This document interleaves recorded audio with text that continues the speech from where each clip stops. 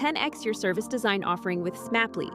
Take 20% off any order with This Is HCD 20 off. Let's superpower you and your design team's potential. Sign up at smaply.app. Enjoy the episode from your friends at Smaply, helping support This Is HCD podcast.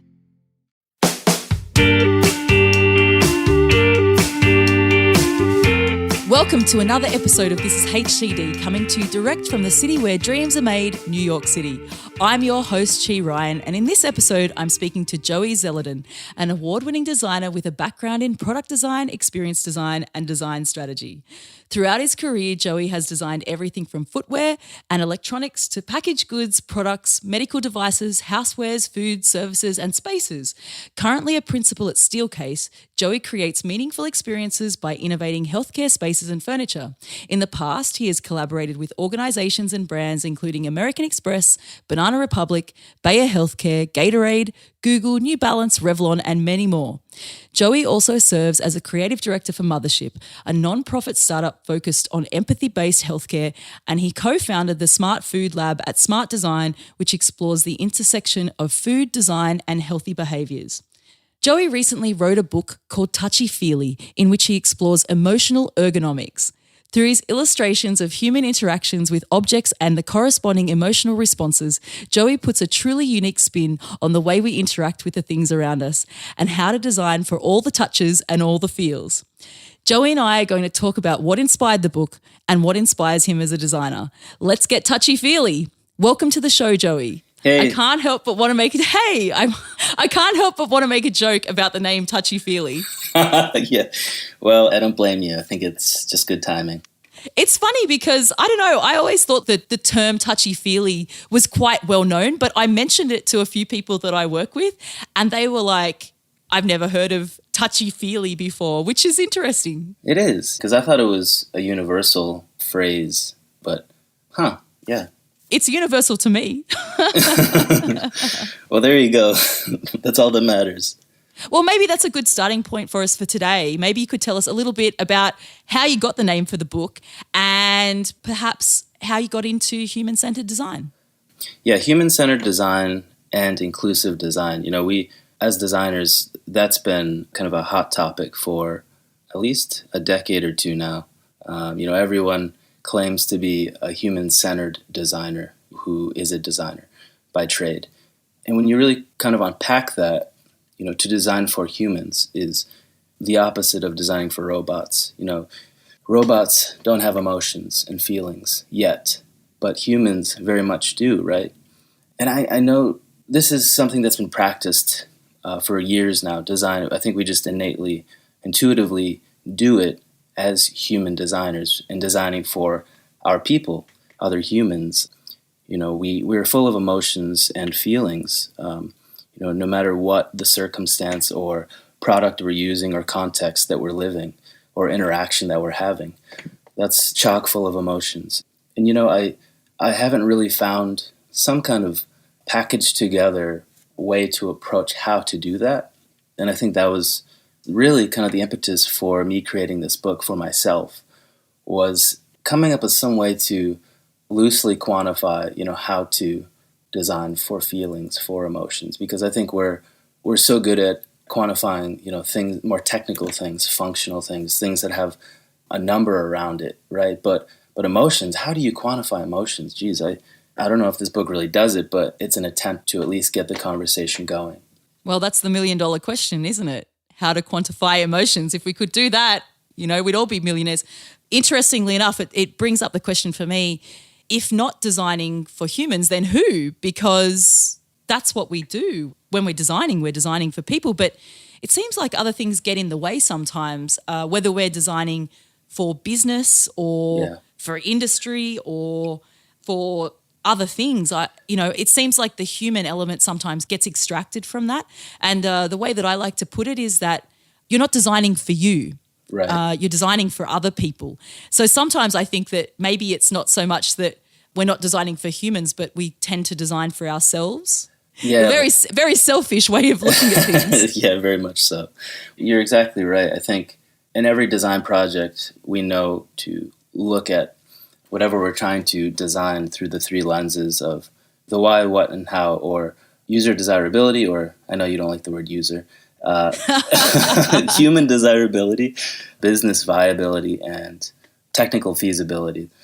And I think you're exactly right. The human desirability lens somehow doesn't always come first, or it's deprioritized.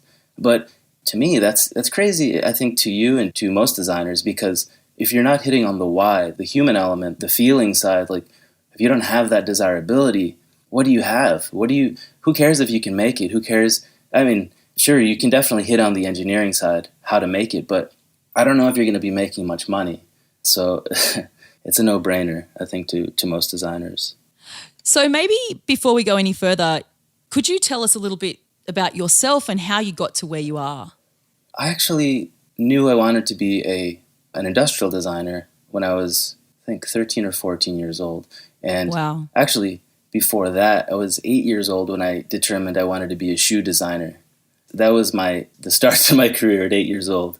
What was inspiring that? Was it a particular type of shoe, or? Yeah, it was, I think at that time, and this was the early to mid 90s, where, the Nike Air Max and Air Jordans, Air Griffeys were really huge. And I would go shoe shopping with my mom for, a new school year, late summer. And we would go into a Foot Locker, other shoe stores in the mall. And I was just so obsessed with these artifacts, and that emotional pull, the fact that they were up on display on a wall when in reality they're going to be on the ground all around your feet. I don't know, it's just this thing on a pedestal, and the off-gassing, it smelled wonderful. I don't know.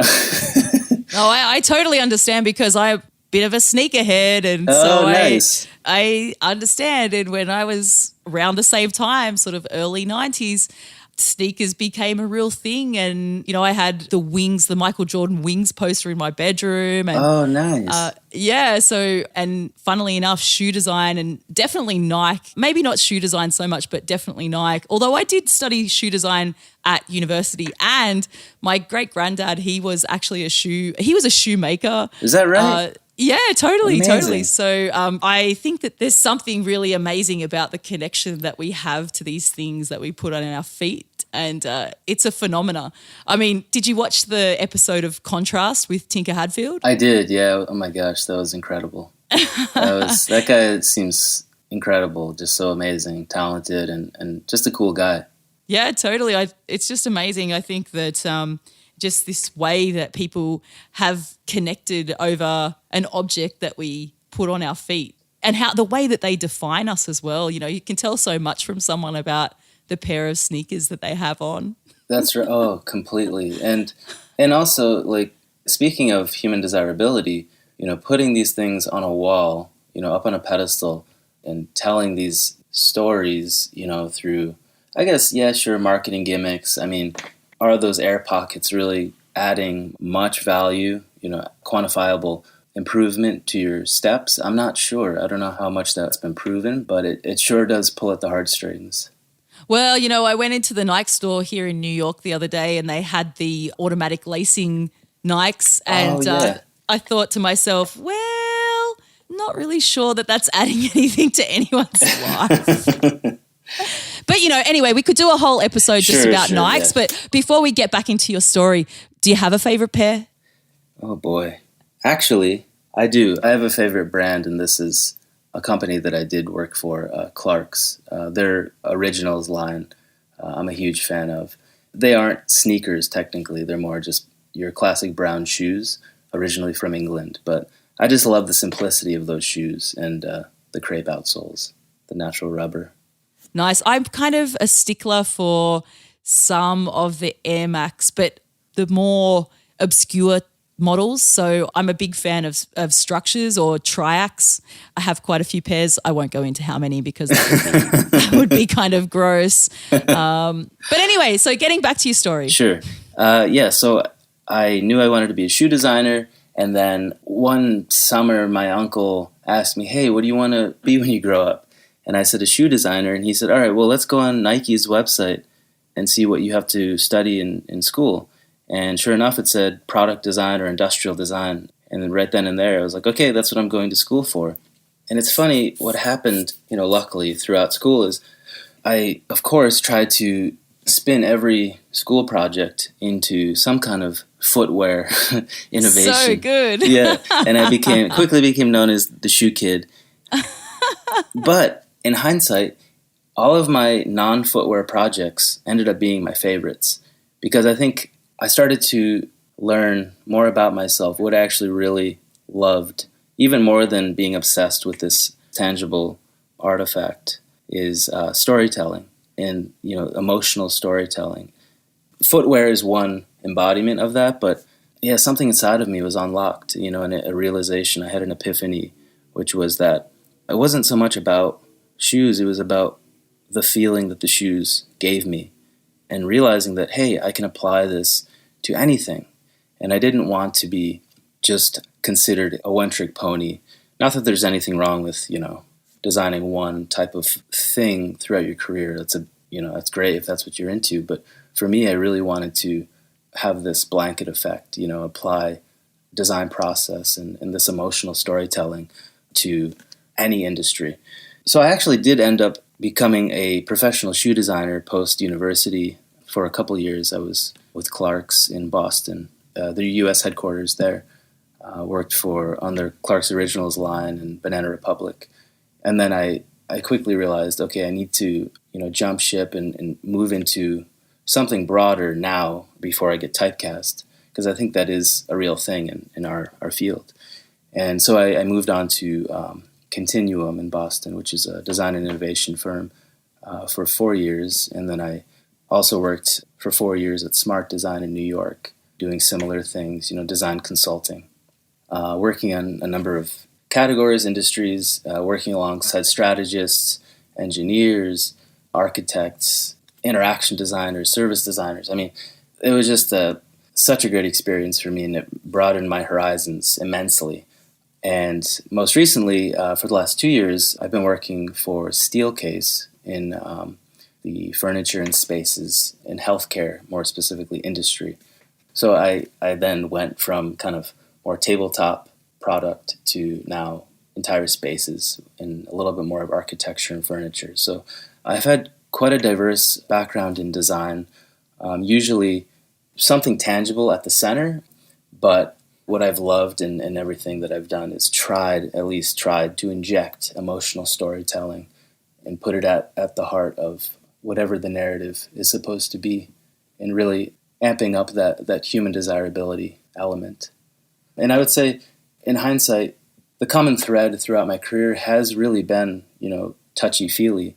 It has been that emotional side to design. It's just, I didn't realize it at the time. And I think now I'm just packaging it up in a book. But it's something that I have been trying to practice for over a decade. Well, that's a great segue into what is touchy-feely. Maybe you want to tell us what that is to you. So touchy-feely to me is a loose framework for fostering empathy, for human-centered and inclusive design. Another way to say touchy-feely is emotional ergonomics. And emotional ergonomics is really a fancy way to say, and a very jargony way to say, how we feel as humans when we interact with the world around us, with the physical world, the sensorial world. And we know the term as designers in the industry, ergonomics, traditional ergonomics, is the interaction between humans and the physical world, but through a much more functional and technical lens, right? So we ask ourselves, does this chair have the proper lumbar support? How much force do you need to twist open this jar? Give it to an elderly person, it's more. Give it to a younger person, it's less. These are very quantifiable things that we learned in school. We learned about the human body through numbers, angles, geometry, charts, graphs. But what wasn't really taught formally, at least when I was in school, was that emotional side to the physical world. And that is what touchy-feely is to me.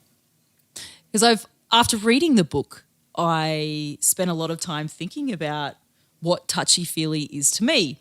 And again, It's a saying that I've known for a long time. Mm-hmm. The touchy-feelies, it can be used in both a positive or a negative way. Sure. And the way that I was explaining it to myself was that the touchy is the interaction and the feely is the emotion that you have as a result.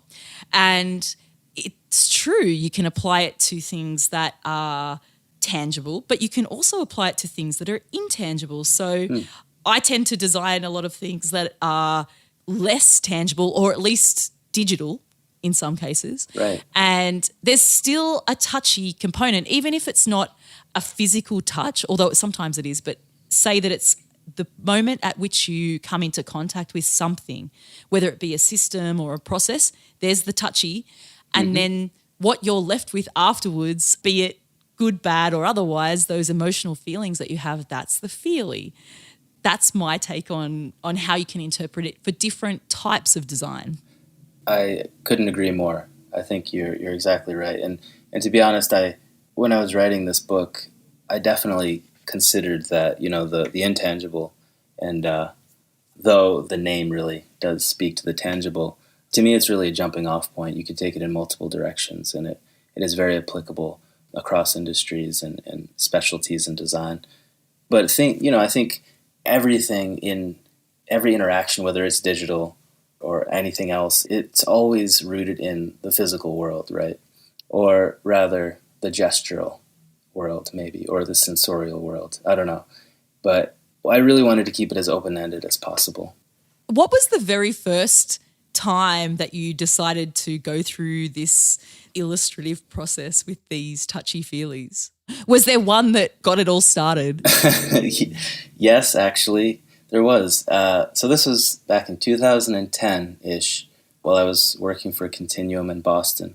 We were working on a project for a company where we were tasked with designing. It was a new kitchen cleaning product for the Chinese market. And through research, we discovered that the human was actually more fearful of the chemical in the cleaner than they were of the grime and the grease in their kitchen that they were trying to clean. And so after discovering that insight, we then began to ideate ways that we can remove that fear, right? Remove the fear of using this product, because that was the current emotion. That was the current touchy-feely with this product. It was full of fear, and this idea of ingesting these man-made or human-made chemicals was really terrifying to this person. And so how we did that was we started to look around the kitchen and pull from more of the natural cues, and which coincidentally, of course, in the kitchen you have harsh chemicals when you clean, but you also have food and 100% natural things that you cook and consume and eat. So we were looking at other weight activation gestures, and the one that really resonated at the time and really stuck with me was the pepper grinder. And so this gesture of grinding pepper with this mechanism that most of us can relate to, we took that and did a quick prototype of the cleaner, and put it in a pepper grinder. And that simple act was like, wow, that really turned over this stone of new opportunity, And so from there, we started looking at other food-related inspiration for pairing these things together. Now, that's not to say we didn't just package together the same very chemically product. We actually did work with a chemist to create an actually more natural solution. Yeah, right. Okay, that's pretty cool. That's pretty cool. Yeah. I don't want to give too much away about the book because, of course, I think that everybody should go and check the book out for themselves, because it isn't a book that you just read. It's something that you take part in. But there was one particular touchy-feely in the book that really resonated with me on a personal level. Yes. So okay, I thought let's hear it. I would read it to you, and then I will add my own feely at the end. Okay. Sounds good. So here we go. Twist, tickle, too deep, massive build-up, scrape, prod, pull, after shower routine. Wax is so peculiar. They say not to. Some shampoo, compaction, smells odd, weird. Did I touch my brain? Oh, I love the additional one at the end. That's so good. I actually have a cotton tip in front of me, and I used one just before, and I'm a little bit obsessed with making sure that my ears are clean. That's one of my dirty little secrets, pardon the pun. Kind of gross. Anyway, I think that it's super interesting because when I cleaned out my ear just earlier, I had noticed the sound more. So thinking about the cotton tip itself and then doing the action, I noticed the sound, which often you don't really notice the sound. But I'd always been told, if you go too deep with one of those things, you'll end up touching your brain. And right, yeah, same here. I'm not sure that you can actually touch your brain with a cotton tip. I mean, maybe. Oh, I've tried, and no, it's not possible. It's not possible. But yeah, it actually made me. There's a book that is something that I've always loved. It's called Perfume. It was made into a film a few years ago. It's quite an old book. It's definitely worth a read. It's a book all about a man who, amongst other things, makes perfumes. And I think I read it for the first time when I was about 16. And while I was reading it, I was hypersensitive to smell. And even to this day, I have a hypersensitive nose. My sense of smell is very, very heightened. So, I love thinking about things in this way because, I find that going through this as a framework actually makes my sense of design, if you like, heightened. So I'm thinking more about the actual touch and the feel of what I'm trying to design for. It's quite interesting. Yeah, and that's great to hear because that definitely was my intent, to try to start to build that empathy. And yeah, that one is one of my favorites as well, the cotton swab, because it does start to really bring to life or to the surface the universal feeling that we all have, I think, with that experience, with that interaction, which is uncertainty, a questionable use case, right? Questionable application. What are those really for? If we've all been told that it's dangerous, you don't want to go too deep. Well, how are you supposed to clean appropriately then? No one's really given the answer. So to me, that's a business opportunity. If I'm a maker of those things and I want to really disrupt, hey, maybe you should start to think about, how people feel when they use that item. Yeah, well, again, this brings it back to that question of who were they really designing for when they were making those things? Right. Were they really for people, or was it some kind of, we think people need this, so we'll design it for the business? Yeah, exactly.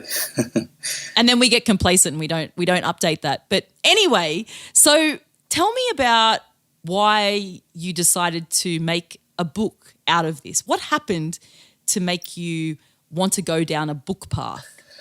Great question. Simply put, books are just fun. It's just a fun end product, that's fun to flip through. I think designers too just really like books. So I was thinking about my audience as well. But before I even came to the conclusion to make it into a book, for the past 2 years, I've been piloting the concept of Touchy Feely on social media, on Instagram in particular.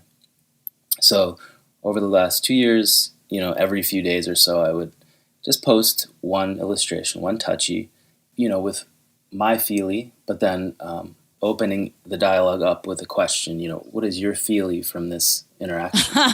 And throughout 2 years, I've gotten countless responses that I've, saved and essentially crowdsourced, for inspiration for when I actually sat down and wrote the poems, the feelies.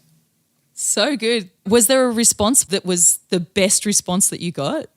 There was a lot of great ones. And that, I can't really think of one in particular, but the thing that I really did try to do another reason by crowdsourcing too was not only was it helping me write the narrative, the copy for the book, but it was also feeding into that inclusive design approach, right? So, because what I really didn't want to have happen was all of the feelies were coming from my point of view, because that would be going against the whole point of the book, right? So on each feely, on each poem, I tried to come at it from multiple viewpoints. And that probably was the most challenging part of writing this book, because I would read through these 100 poems, each time and think, oh my gosh, what am I missing? Who am I missing? What point of view is missing from this context? Who would feel something completely different than me in this context? And that was starting to drive me a little mad after a while. But that crowdsourcing approach, over the past 2 years through Instagram, certainly helped in the process.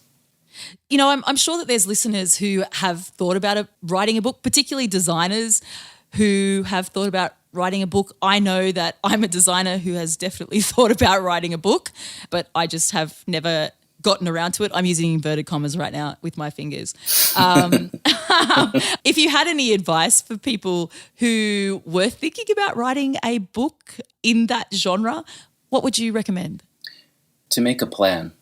Make a plan just like we're taught for every design project, right? So you pull out your handy-dandy calendar, make an outline, make a framework, or actually, do that, and then I would say use the future casting approach, which is, okay, at the end of the day, what, in a perfect world, what do you want to make, right?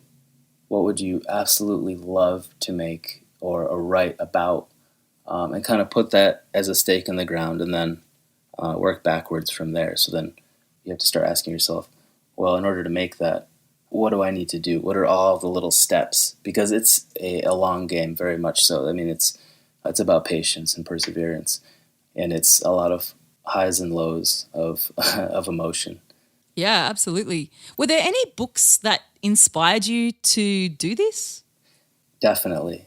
Actually, not necessarily inspired me to do Touchy Feely, but I would say probably subconsciously worked its way in as I was creating this book, which Dimitri Martin.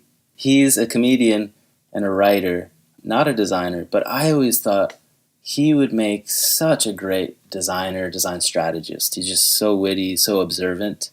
He's written a few books, and just the way he sees the world, it's very Seinfeld, right? It's like, it's funny because it's true, kind of a thing, And I think watching Seinfeld reruns, I'm a huge Seinfeld fan, nerd, and the brilliance of that show is just its simplicity and in observing the world, the little things, the tiny little quirks of humanity, and putting it up on the stage for all of us to look at, point at, laugh, and say, oh my gosh, yes, that is so true.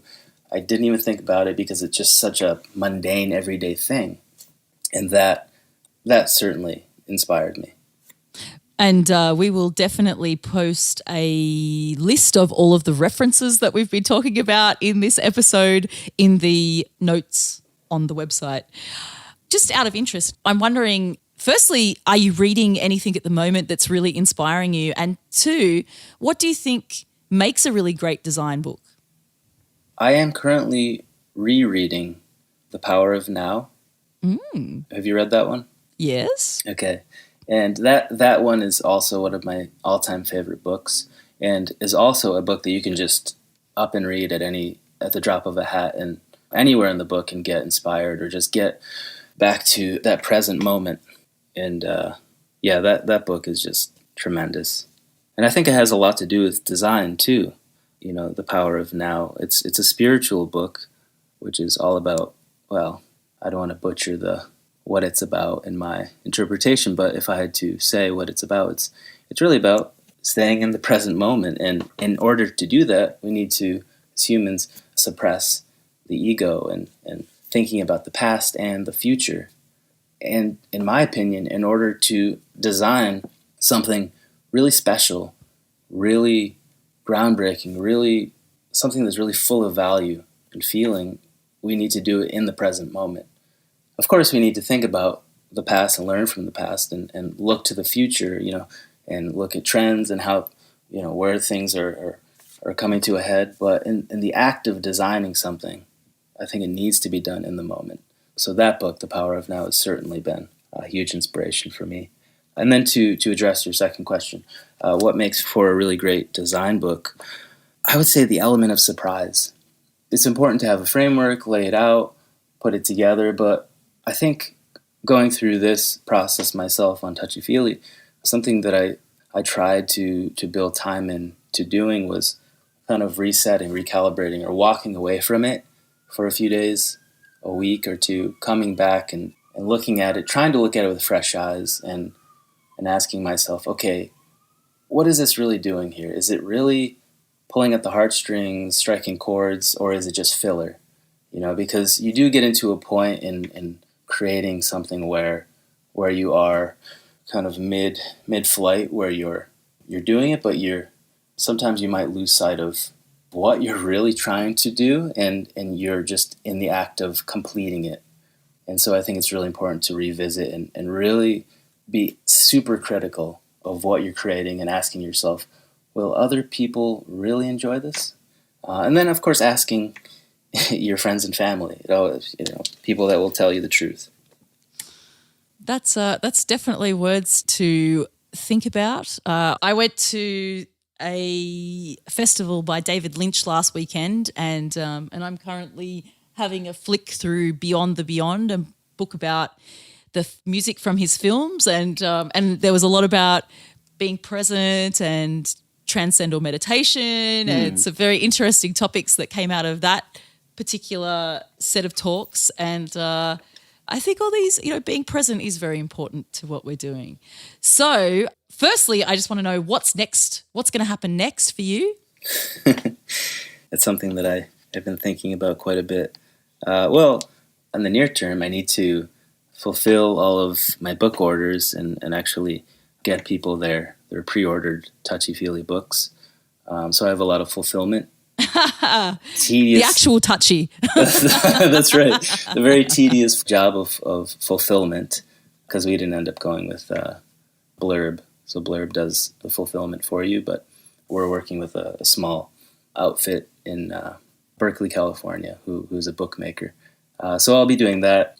But if I muster up enough energy to create a sophomore album, if you will, I think it would be a specific touchy-feely, right? So this first one is it's a cross-section throughout life, throughout the physical world. And I think if I was to do another one, it would be, a touchy-feely kitchen or a touchy-feely hospital, right? So it would be very, very focused. And in that way, I can really dig even deeper. So that's what I would, if I had to predict, that would be my approach for the next one. I'm already looking forward to it. And before we wrap up this episode, I've got 3 hard and fast questions for you. So If there was one professional skill that you wish you were better at, what would it be? That is a tricky one. I think folder organization. Because, oh my gosh, it's such a common thing. Like, how do my folders get all jumbled? And why am I naming them so all over the place? Like, am I missing something? I think I just need to Google, like, how to properly organize your folders on your desktop. Maybe I'm revealing too much about my disorganization. That's okay. Once upon a time, I had 40,000 unopened emails in my inbox, and one of my friends saw it and wigged out. Okay, and then question 2, what is the one thing in the design industry that you wish you'd be able to get rid of? It doesn't make any sense to wish this, but consumerism, because that is that's like biting the hand that feeds me. And that's why it's always so ironic, and doesn't make any sense, because I'm talking here about human desirability, creating things and experiences that people want more of. But at the same time, I do have this other side of me that tugs at my heart, saying, make something that people will be so happy with they won't ever need to replace it. But that's a big feat. I thought you might say ego, but Oh, well, Damn you beat me to it. Yes. Well, then my follow-up would be ego.